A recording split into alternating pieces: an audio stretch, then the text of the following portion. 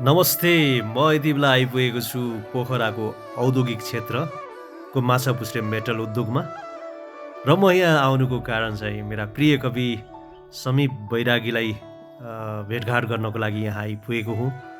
आज म उहाँको ड्युटी आवरमा नै उहाँको उद्योगमा कम्पनीमा आएको छु र उहाँसँग यो उहाँको नयाँ कविता सङ्ग्रह शाही माछा पनि लिनु छ र साथमा केही संवाद पनि गर्नु छ र यो यहाँले देखिरहनु भएको दृश्य चाहिँ उहाँको कम्पनीको परिवेश हो र उहाँसँग म अब एकैछिनमा तपाईँलाई भेटाउँछु।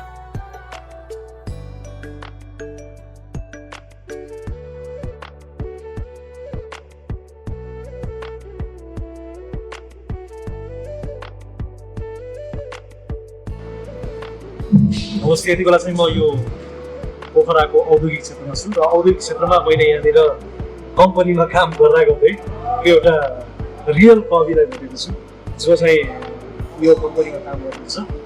माछापुच्छ्रे मेटल उद्योगमा काम गर्नुहुन्छ र उहाँले कविता पनि लेख्नुहुन्छ। भर्खरै उहाँको पुस्तक पनि यहाँ सार्वजनिक भएको छ, लोकार्पण भएको छ र उहाँले पछिल्लो क्रममा गएको वर्षहरूमा राष्ट्रिय कविता प्रतियोगिता पनि जितिसक्नु भएको छ र हामीले थुप्रै कविता प्रतियोगिताहरूमा पनि भाग लिएर प्रथम स्थान हात पार्न सफल हुनुहुन्छ र उहाँ चाहिँ रोल्पाका कवि हुनुहुन्छ।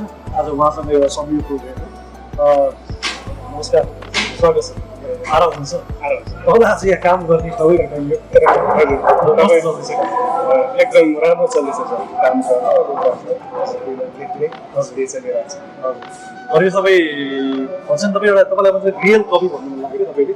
जस्तो हामी अब सीमान्तकृतका कविताहरू लेख्छौँ, साहित्यहरू लेख्छौँ, तर हामी चाहिँ आफै चाहिँ त्यो त्यसमा भोगाइमा हुँदैन। हामी जस्तो के गर्छौँ, हामी गाडी एसीवाला गाडीमा बसेर हामी हिमालको चिसोको कविताहरू लेख्छौँ अनि अथवा हामी एसीवाला गाडीमा बसेर मधेसको गर्मीको कविता लेख्छौँ। तपाईँ चाहिँ आफै पनि एउटा यो उद्योगमा काम गर्दै कविता लेख्नुहुन्छ।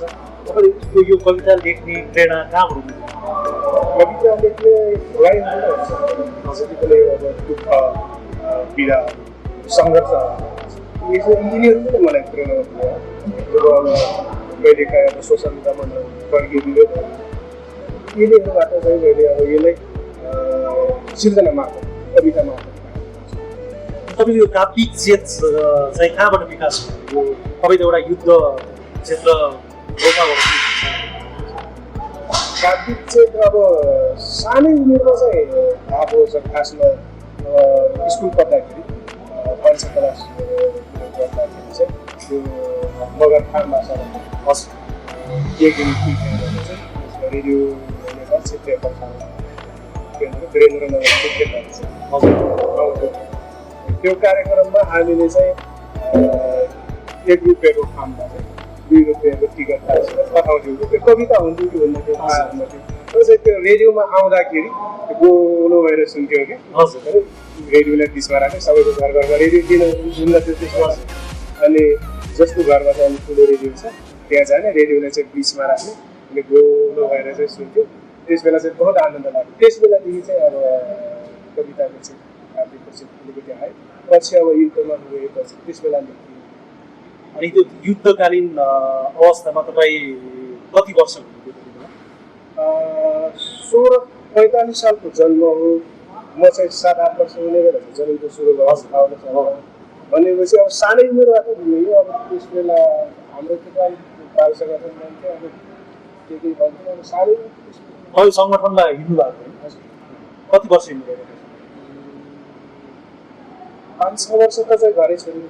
हजुर, घरै छोडेको भनेपछि अनि त्यसले पनि तपाईँको एउटा काव्यिक क्षेत्रलाई अझै विकास गर्दै लग्यो होला। हजुर, त्यसले पनि लग्यो। म चाहिँ अखिल क्रान्तिकारी हुँदै तपाईँको सांस्कृतिक मोर्चामा काम गरेको। हजुर, त्यही भएर चाहिँ त्यस बेला चाहिँ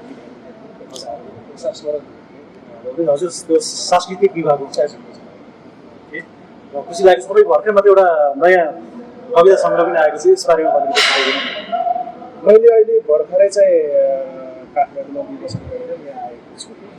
शाही भाषामा लिएर आएको छु। यो कविता सङ्ग्रह चाहिँ मैले 6 वटा खण्डमा विभाजित गरेर हरेक अब समय हरेक विशेषज्ञ अनि यो तपाईँको कविता सङ्ग्रहको नामको अर्थ चाहिँ के हुन्छ? हाम्रो मगर समुदायमा अथवा मगर जातिमा केटाले केटीलाई बिहे गर्नुभन्दा पहिले गोप्य रूपमा वा सहमति दिने रकम वा कुनै पनि बहुमूल्य चिजहरूलाई नै पाइने एउटा उपहार बैना मारेर एकदम यो तपाईँले आफ्नो एउटा खाम भाषाको उत्थानमा पनि एउटा टेवा पुऱ्याउने कोसिस गर्नुहुन्छ त्यो एउटा खाम भाषाको शब्दलाई राख्नुभएको छ। धेरै खुसी लाग्यो तपाईँसँग आज भेट भयो, धेरै खुसी लाग्यो। तपाईँको म किताब पनि पढेर अरू छलफल कुराकानी गरे नै छु। आजको लागि एकदम तपाईँको व्यस्त समयमा यो खाजासँग मलाई समय उपलब्ध गराउनु भयो, त्यसलाई धेरै धन्यवाद। तपाईँलाई नयाँ कविता सङ्ग्रह धेरै शुभकामना। भेट्न आउनुको खुसी लाग्यो। एकदम खुसी लाग्यो, धन्यवाद।